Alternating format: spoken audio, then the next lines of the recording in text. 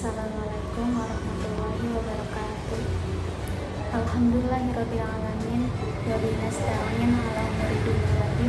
Assalatu wassalamu ala asyrofil anbiya'i wal mursalin wa ala alihi wa sahbihi ajmain. Apa kabar anak-anak? Semoga kita semua dalam keadaan sehat walafiat dan semoga kita semua selalu dalam lindungan Allah Subhanahu wa taala ya. Amin ya rabbal alamin. Baiklah, pada pertemuan kali ini Ibu Khair akan menyampaikan materi tentang meneladani perjuangan dakwah Rasulullah SAW di Mekah. Sebelum kita mulai pertemuan hari ini, mari kita bersama-sama mengucapkan basmalah agar kita diberi kelancaran dalam memahami materi ini. Bismillahirrahmanirrahim. Tahukah kamu bahwa agama Islam adalah agama dengan pemeluk terbesar di dunia, dan bahkan negara kita Indonesia merupakan negara dengan pemeluk agama Islam terbanyak di dunia.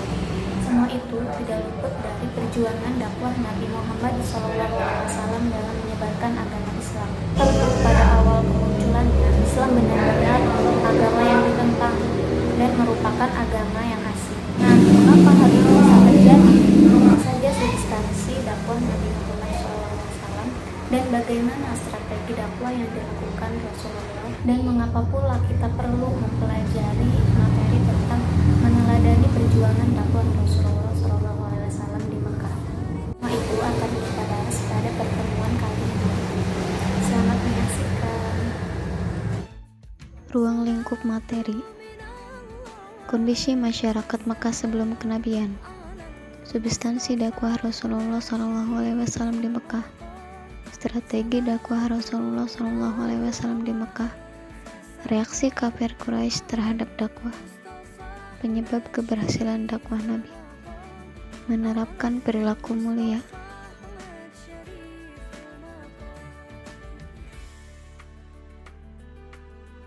Bagaimana kondisi masyarakat Mekah sebelum kenabian? Kondisi masyarakat Mekah sebelum kenabian. Yang pertama, menyembah berhala, mabuk-mabukan, berzudi, berzina, merampok, dan membunuh bayi perempuan hidup-hidup. Apa saja substansi dakwah Rasulullah SAW di Mekah? Kerasulan Nabi Muhammad SAW dan wahyu pertama.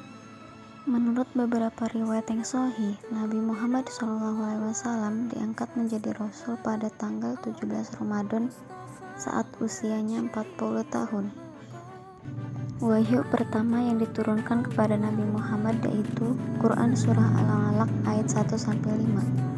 Ayat-ayat Al-Quran diterima Nabi Muhammad SAW berangsur-angsur dalam jangka waktu 23 tahun.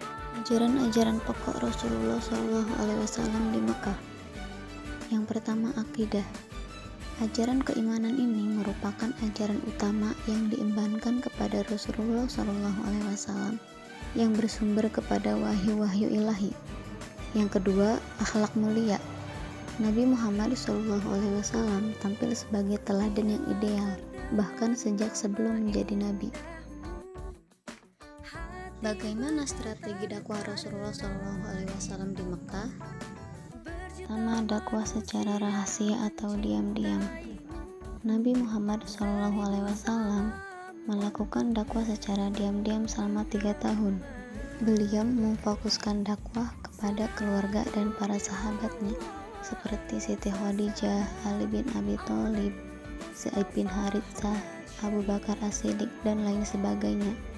Mereka itulah yang disebut dengan as-sabiqunal awwalun. Rumah Rasulullah SAW, Darul Arqam, dijadikan sebagai pusat kegiatan dakwah. Yang kedua yaitu dakwah secara terang-terangan. Nabi Muhammad SAW melakukan dakwah secara terang-terangan setelah turun wahyu yaitu Quran Surah Al-Hijr ayat 94. A'udzu billahi minasyaitonir rajim. Bismillahirrahmanirrahim. Fasda' bima tu'mar wa a'rid 'anil musyrikin, yang artinya, maka sampaikanlah olehmu secara terang-terangan segala apa yang diperintahkan kepadamu, dan berpalinglah dari orang-orang yang musyrik. Bagaimana reaksi kafir Quraisy terhadap dakwah Rasulullah SAW? Reaksi kafir Quraisy terhadap dakwah Rasulullah SAW. Yang pertama, kesombongan dan keangkuhan. Yang kedua, fanatisme buta terhadap leluhur. Yang ketiga, eksistensi dan persaingan kekuasaan. Penyebab keberhasilan dakwah Nabi Muhammad SAW.